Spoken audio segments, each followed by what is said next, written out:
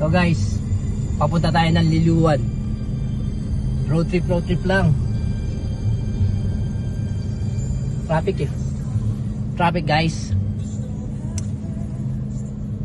Dito lang tayo, walang ano eh.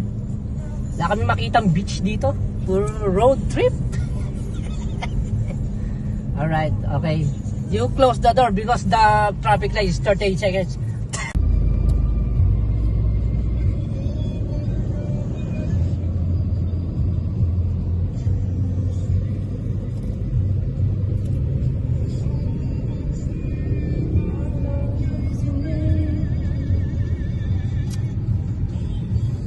Liloan. We're going to Liloan, Cebu.